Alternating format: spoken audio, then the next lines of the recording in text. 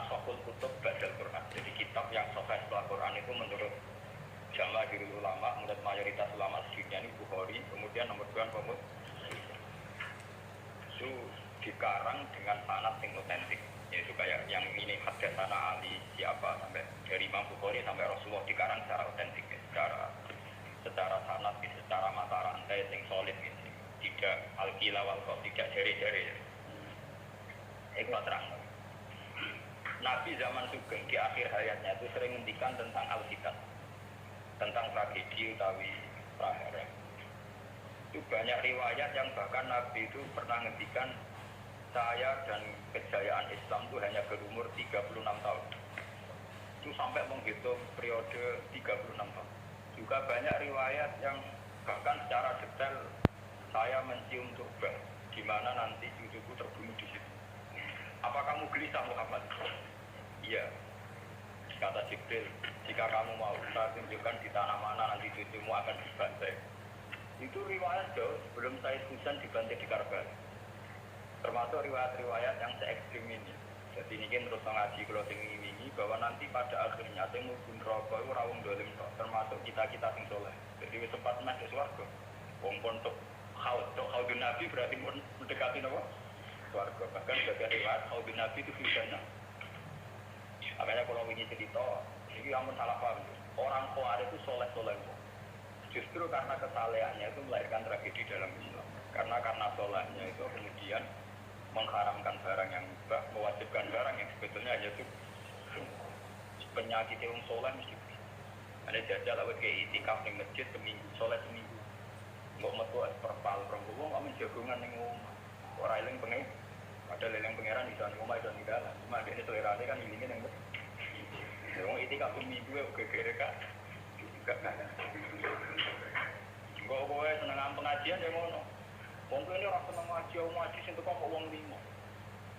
Gelem dijak apik ta ora apik. Padahal ning omah ngurmat anake ya apik. Paham ya? Ning pasar dagang rumah anak putu ya.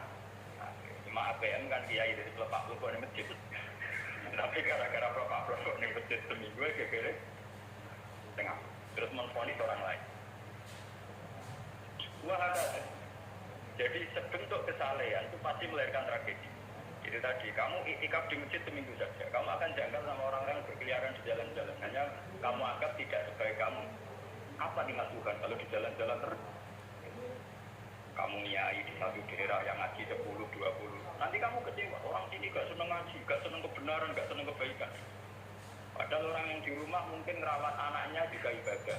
Gitu loh, rawat keluarganya juga. Hanya karena dia tidak ngaji sama kamu anggap tidak ibadah. Padahal di rumah juga ibadah. Nah ini orang Khawarij dengan background kayak itu paling mudah gitu.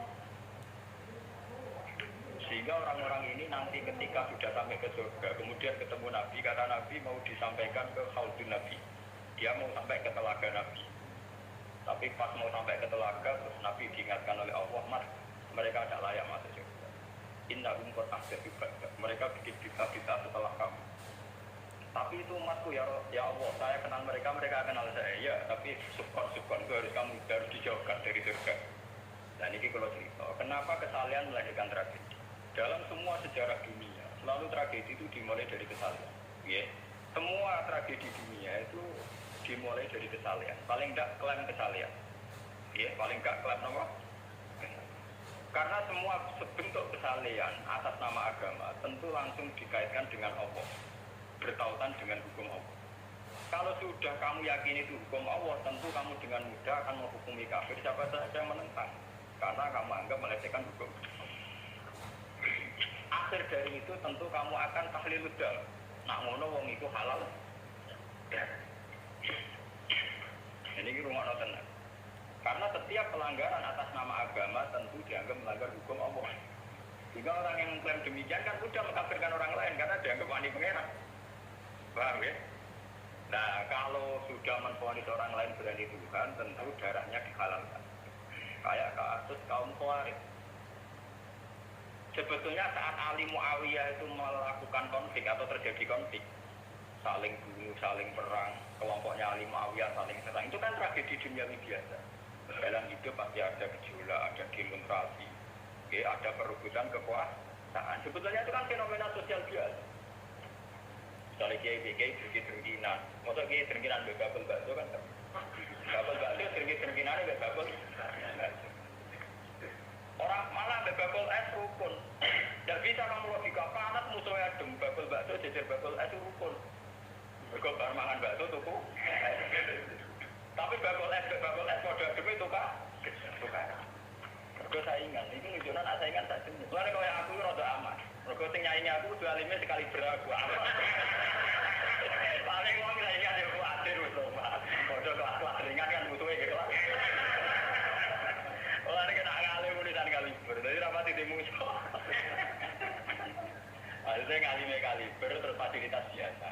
Wong rapati nyucuk, wong rapati hormati, wong ape drengki apa? Kalau yang mak turun temangtang ning kos drengki apa? Mun kula elmoni ya, semua wong rapati drengki mun kula elmoni. Dadi ngalime kaliber fasilitas biasa. Aman. Blok kok iki. Aman, itu istiadat. Jadi untuk menjaga keamanan. Ngalime ra kaliber yang dadi wong nyucuk wong dobar, mesti wong mencep. Alim sepi kira kok wong dobar wis gegere gak karuan.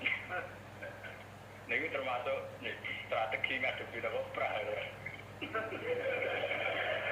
Artinya sakit ke ilmu itu ya secara ijtihad itu bisa napa?